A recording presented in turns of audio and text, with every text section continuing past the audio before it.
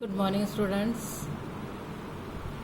मैं गायत्री तौर MBC government girls college Barmer से। कल की वीडियो में हमने बात की थी फ्लड एंड फ्लड प्रेशर, तरल एवं तरल दाब क्या होता है, पदार्थ की विभिन्न अवस्थाएं क्या होती है, तरल कितने प्रकार के होते हैं, विभिन्न दिशाओं में तरल दाब क्या होता है, विभिन्न दिशाओं में दाब की समानता क्या होती है, इसके बारे में हम कल चर्चा कर चुके थे। आज हम वीडियो को आगे कंटिन्यू करेंगे। तो आज हम बात करेंगे तरल दाब की संचरणशीलता या पास्कल नियम के बारे में। तरल दाब की संचरणशीलता, पास्कल नियम के बारे में कि पास्कल नियम क्या होता है। नियम कहता है कि विरामावस्था में स्थित किसी तरल के एक बिंदु पर बढ़ाया गया दाब बिना किसी परिवर्तन के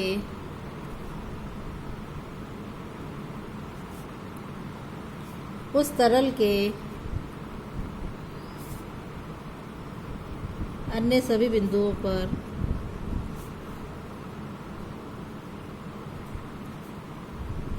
समान रूप से प्रेक्षित हो जाता है।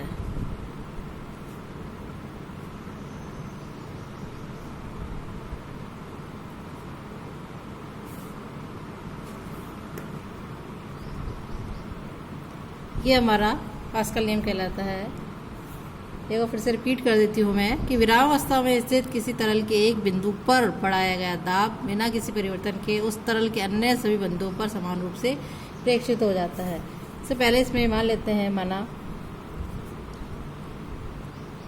विरामावस्था में स्थित किसी तरल के अंदर कोई दो बिंदु ए तथा बी है तथा इन बिंदुओं पर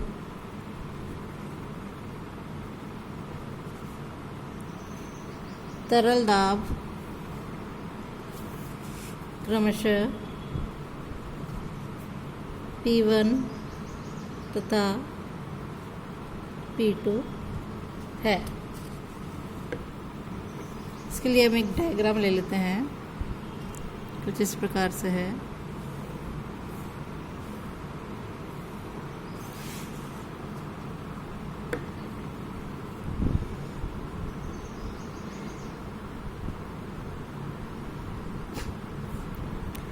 पॉइंट ले लिया ए और यहाँ ले लिया हमने बी।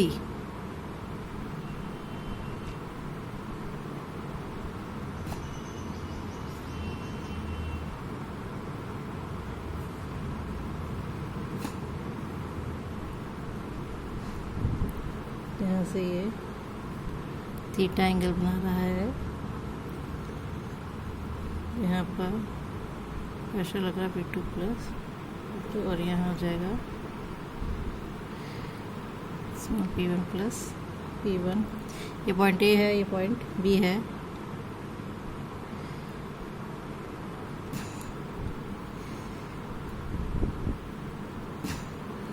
और इसमें तरल भरा हुआ है।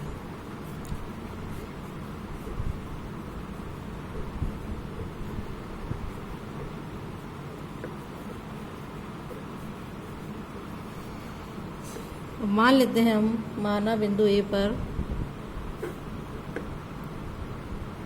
एक अतिरिक्त दाब P1 लगाया जाता है। तब इसके फलस्वरूप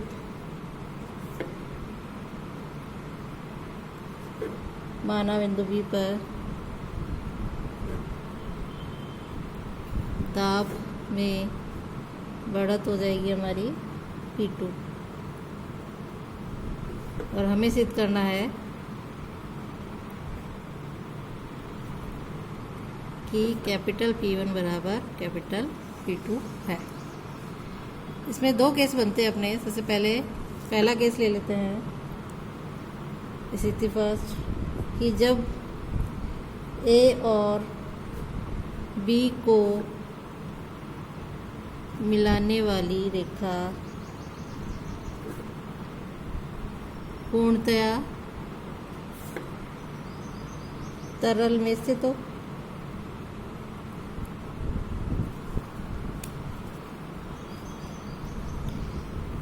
जब ए और बी को मिलाने वाली सरल रेखा पूर्णतः तरल में स्थित है, तब हमारे पास सरल रेखा ए बी को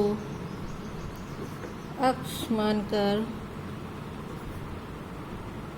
एक लंबवृत्तीय बेलन बनाया, जिसका अनुप्रस्थ परिच्छेद क्षेत्र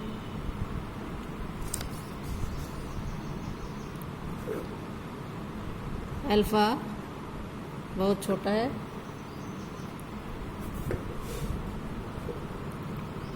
चूंकि बेलन के सिरे बहुत छोटे हैं, अतः उन पर तरल दाब एक समान मान सकते हैं हम।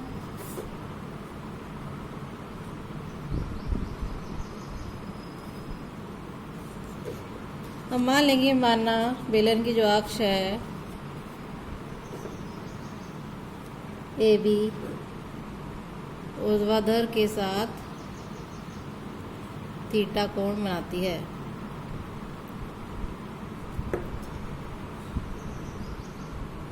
तरल बेलन के ऊपर जो बल लग रहे हैं उसके थ्रू विरामावस्था में कैसे है वो हम देख लेते हैं कि तरल बेलन निम्न बलों के अंतर्गत समयावस्था में रहता है या विरामावस्था में रहता है। कौन कौन से बल लग रहे हैं, पहला हम ले लेते हैं इसके अंदर कि बेलन के समतल सिरे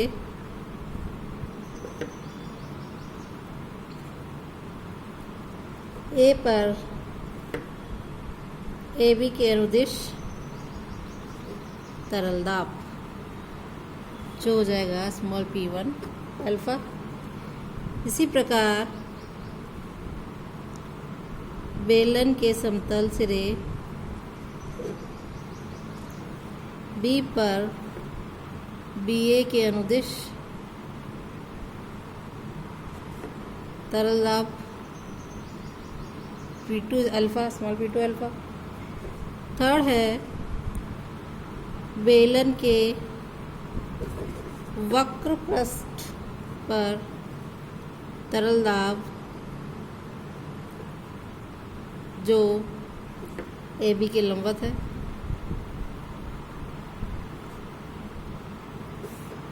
और फोर्थ हो जाएगा बेलन का भार W जो ऊर्ध्वाधर नीचे की ओर क्रियाशील होगा।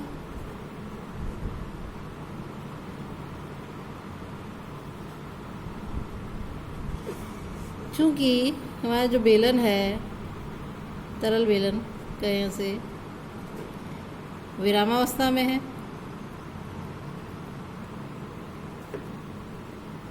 अतः इस पर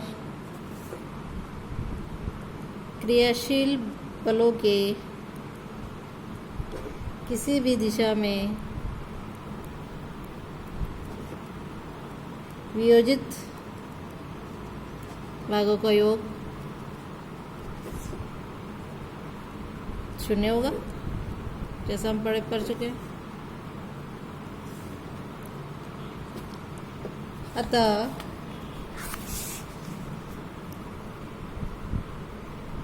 बेलन पर क्रियाशील बलों को ए बी दिशा में वियोजित करा पहले, तो ए बी दिशा में वियोजित करने पर हमारे पास हो जाएगा P1 alpha minus P2 alpha minus W cos theta बराबर 0। cos थीटा वाला एंगल आ जाएगा। इसे हम इक्वेशन नंबर 1 नाम दे देते हैं। अब जब ए पर अतिरिक्त दाब कैपिटल P1 लगाया हमने, तो लगाने पर B पर दाब में बढ़त P2 होती है। तब समतल सिरे A पर दाब हो जाएगा small p1 plus capital P1 into alpha, और समतल सिरे B पर दाब हो जाएगा हमारे पास small p2 plus capital P2 into alpha हो जाता है। अब नेक्स्ट, चूँकि इस स्थिति में तरल बेलन विरामावस्था में है,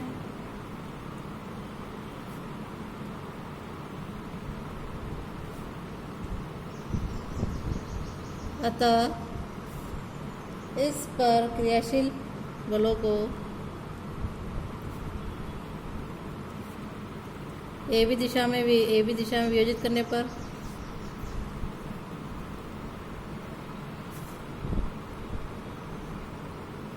हमारे पास हो जाएगा small p1 plus capital P1 into alpha minus small p2 plus capital P2 into alpha minus W cos theta बराबर 0। समीकरण 2 हो जाएगी।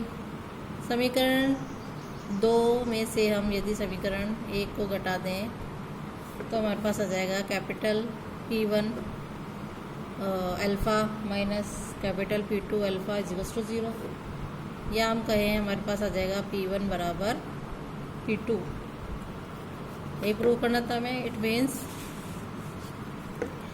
ये हो जाएगा A पर दाब में वृद्धि बराबर B पर दाब में वृद्धि के। मीन्स हमारे पास दाब है वो दोनों पे इक्वल है। अब स्थिति 2 जो है हमारी कहती है कि जब A और B को मिलाने वाली सरल रेखा A और B को मिलाने वाली सरल रेखा पूर्णतया तरल में स्थित नहीं हो,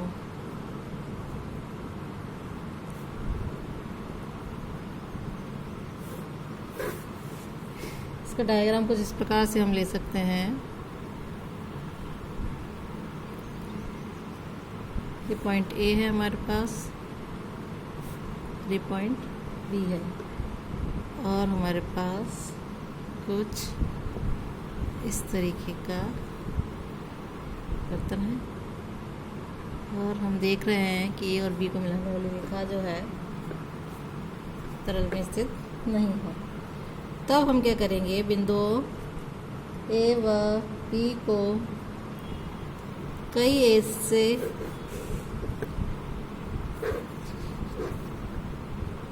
सरल रेखाखंडों AC, CD, DB से मिलाया जो पूर्णतया तरल में स्थित है।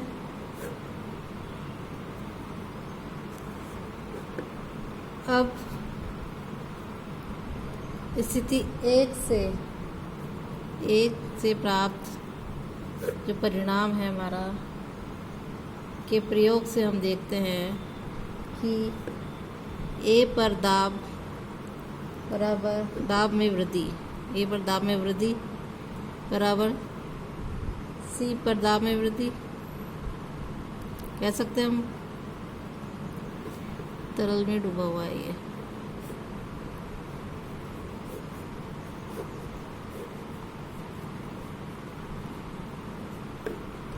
और C पर इस समीकरण 1 नाम दे दिया। C पर दाब में वृद्धि, जो भाग तरल में डूबे हुए हैं उसको ले लिया तो डी पर दाब में वृद्धि, समीकरण 2 ले लिया और डी पर दाब में वृद्धि बराबर बी पर दाब में वृद्धि। और समीकरण 1, 2 व 3 से हम कह सकते हैं कि ए पर दाब में वृद्धि बराबर बी पर दाब में वृद्धि। हमको ये सिद्ध करना था।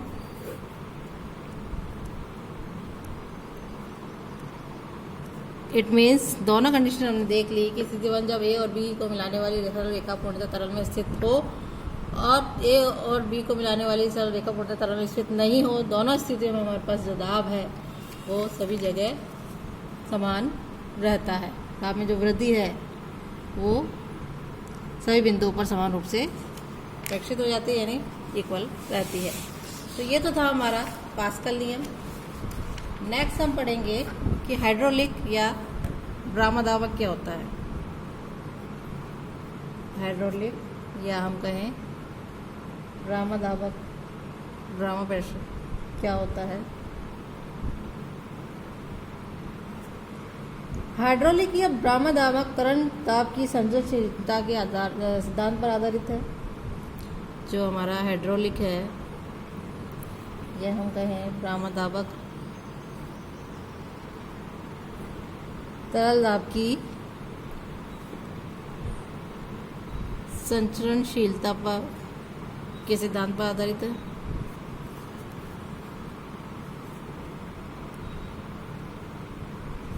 सिद्धांत पर आधारित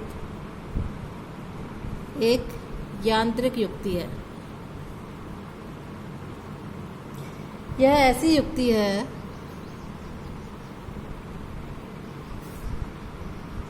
जिसके द्वारा बाहर से लगाए गए किसी बल के प्रभाव को कई गुना तक बढ़ाया जा सकता है।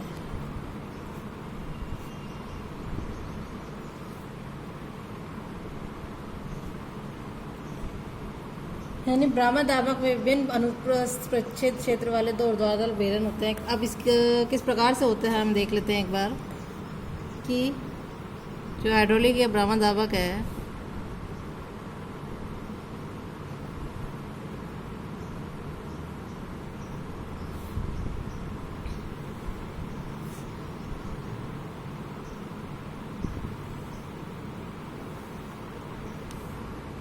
इस तरीके से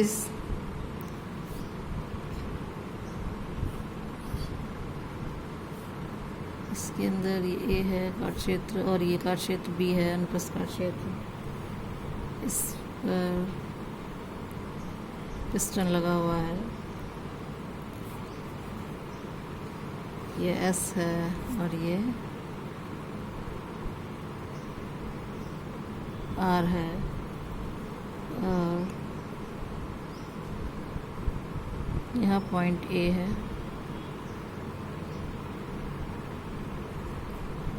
ये पॉइंट पे पी प्रेशर लगाया हमने और ये बी पॉइंट है, प्रेशर पी डैश। यहाँ पॉइंट ओ है। तो भ्रामक में विभिन्न अनुप्रस्थ परिच्छेद वाले दो ऊर्ध्वाधर बेलन है। यहाँ ले लेते हैं भ्रामक में विभिन्न अनुप्रस्थ परिच्छेद वाले दो ऊर्ध्वाधर बेलन है जिनके आधार एक ही नली द्वारा, इन दोनों के आधार इस एक नली द्वारा जुड़े, आधार एक नली द्वारा जुड़े होते हैं। इसकी संरचना है दोनों बेलन में दो जलरोधी पिस्टन आर व एस लगे हुए हैं, ये पिस्टन लगे हुए हैं।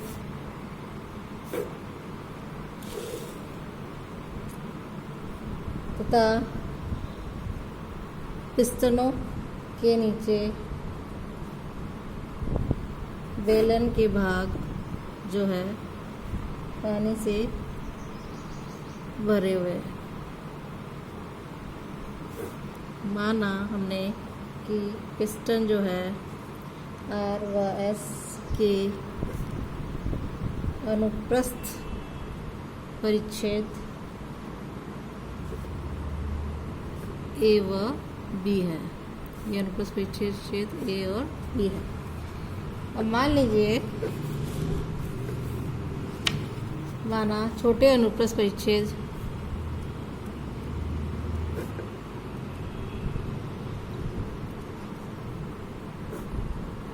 क्षेत्र वाले पिस्टन आर पर पी बल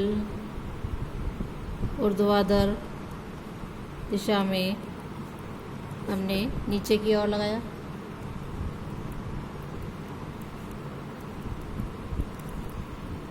जिससे हम जैसे यहाँ पर भी प्रेशर लगाएंगे, जिससे क्या होगा, उसकी गति नीचे की ओर होगी।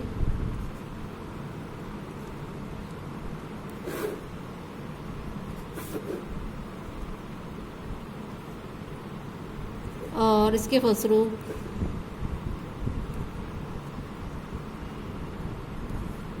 बड़े बेलन में जैसे हमने यहाँ प्रेशर लगाया नीचे की ओर, तो यहाँ से जो तरल है ये गति करेगा और जो हमारा बड़े बेलन का पानी है ऊपर की ओर चढ़ेगा।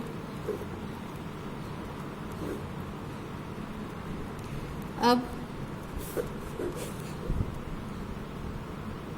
तरल दाब की संचरणशीलता के सिद्धांत के अनुसार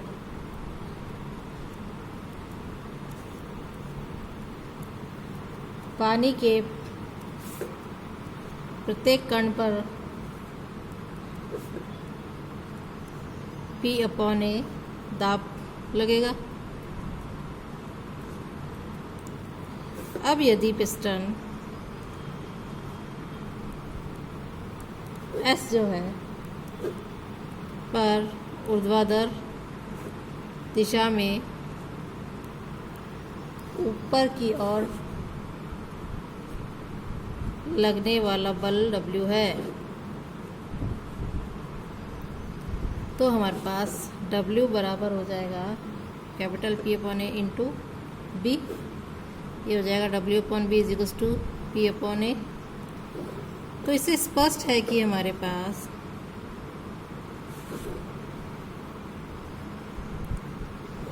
दोनों पिस्टन पर दाब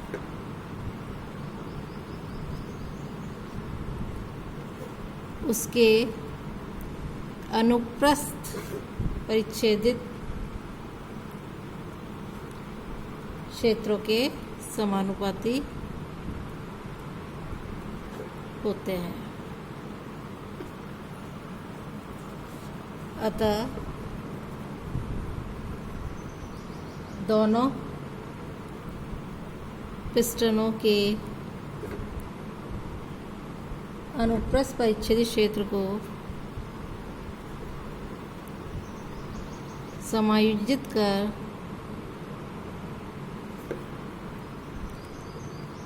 इसके दाबक द्वारा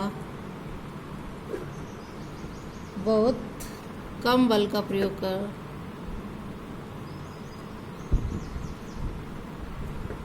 बहुत बड़े भार को आसानी से ऊपर उठाया जा सकता है।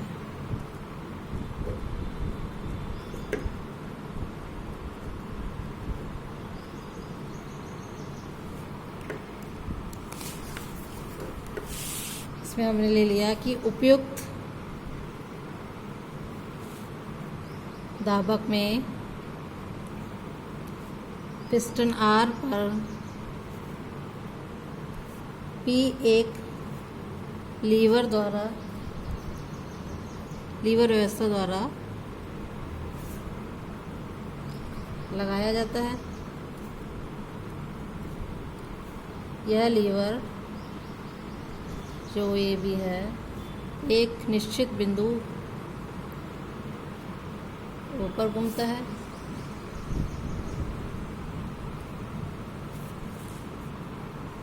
जिससे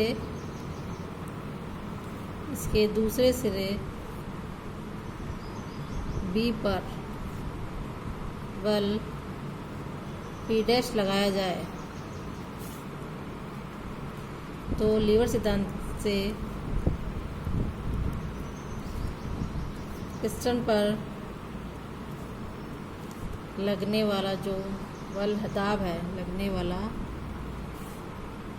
दाब P है, उसके लिए हम एक समीकरण लिख सकते हैं कि P' इंटू OB बराबर P इंटू OA, और यदि P की वैल्यू निकालनी है तो यह जाएगा P' इंटू OB बटा OA। तो ये हम हाइड्रोलिक प्लामा दाबक से कह सकते हैं। आज के लिए इतना ही। कल हम बात करेंगे, रिलेटेड क्वेश्चन लेंगे और डेंसिटी और स्पेसिफिक ग्रेविटी क्या होती है उसके बारे में चर्चा करेंगे। Thank you.